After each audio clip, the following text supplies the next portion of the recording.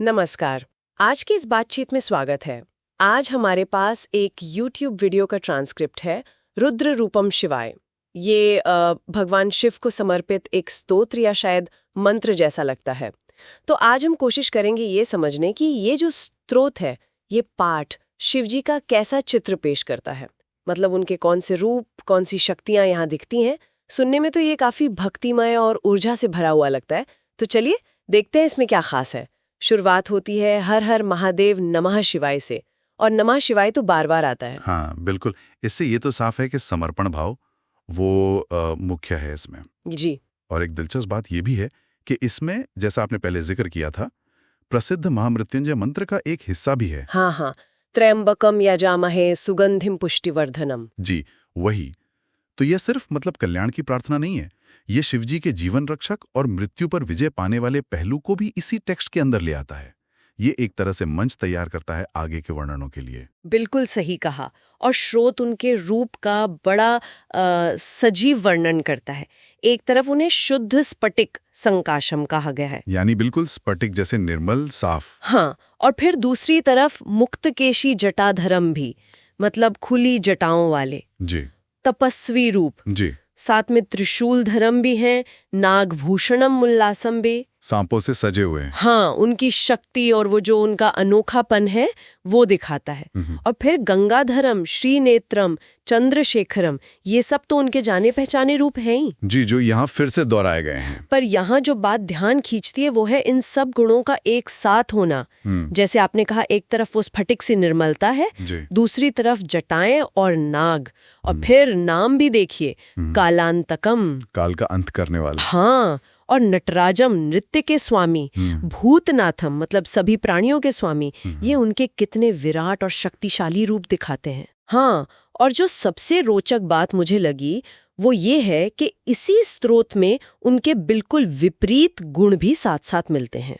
एक तरफ आप देखिए रौद्र रूपम और भीषण रूपंच, मतलब भयंकर रूप। बिल्कुल। और फिर ठीक उसी सांस में उन्हें शांतमपि, सौम्यम भी कहा गया है। शांत भी और सौम्य भी। और करुणाकरम, कृपा सिंधुम, करुणा करने वाले, कृपा के सागर। ये तो बिल्कुल उल्टा हो गया ना। सही। और कर्पूर गौरम भी, कपूर जैसे गोरे, ये उनके सौम्य रूप का एक और पहलू है। ये जो विरोधाभास है ये काफी सोचने लायक है। हाँ, और अगर हम इसे थोड़ी बड़ी तस्वीर में देखें तो ये जो द्वंद है ये शिव जी की जटिलता को दिखाता है इस स्रोत के नजरिए से। मतलब एक ही पाठ में भयंकरता और सौम्यता का यह सह अस्तित्व शायद ये दिखाता है कि कैसे एक ही परम शक्ति सृजन और विनाश दोनों का स्रोत हो सकती है, उग्रता और शांति। हाँ, मतलब वो किसी एक खांचे में फिट होने वाली छवि नहीं है बिल्कुल भी। बिल्कुल। और उनकी भूमिकाएं भी उतनी ही फैली हुई हैं, जैसे अंधकार नाशकम, अंधेरे को मिटाने वाले, ज्योतिर्मय, प्रकाश से भरपूर, सर्वलोक नमस्कृतम, जिन्हें सब लोग नमस्कार करते हैं, और सर्वमंगल मंगलम, जो सबसे ज्यादा मंगलकारी हैं। जी, ये उनकी सकारात्मक दुनिया को संभालने वाली शक्ति दिखाते हैं। हाँ, लेकिन फिर वही द्वंद्व सामने आता है। देखिए, स्रोत में एक जगह कालोस्मी लोकक्षय जैसा वाक्यांश भी है, जिसका अर्थ है मैं समय हूं लोकों का नाश करने वाला। जी, ये तो काफी तीव्र बात है, मगर इसे तुरंत ही भक्त रक्षणाय च के साथ संतुलित किया गया है, यानी भक्तों की रक्षा के लिए। हाँ, ये बहुत महत्वपूर्ण है। उनकी वो जो ब्रह्मांडीय संहारक शक्ति है उसे भी भक्तों की रक्षा के संदर्भ में रखा जा रहा है। यह दिखाता है कि उनकी परम शक्ति विनाशकारी होते हुए भी अंततः रक्षा और कृपा से जुड़ी हुई है।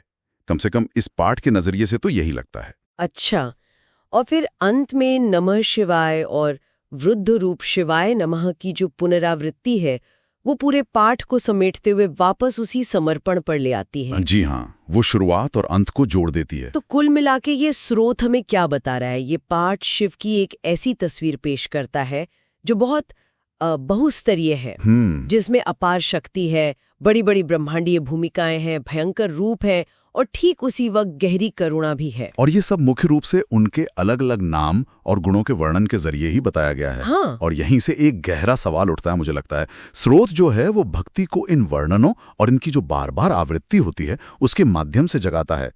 तो ये जो ध्वनि है, जो लय है, उसके जरिए इन विरोधाभासी गुणों को सृजन और संहार, भयंकरता और सौम्यता, इनको एक साथ पुकारने का भक्त के मन पर, उसके अनुभव पर क्या असर पड़ता होगा? हाँ, ये सोचने वाली बात है। ये सूचना दिलचस्प है कि ये जो विरोधाभास है, ये असल में भक्ति के अनुभव को कैसे शायद और गहरा करता होगा। ये सिर्फ एक देवता का वर्णन नहीं, बल्कि एक अनुभव का आवाहन है।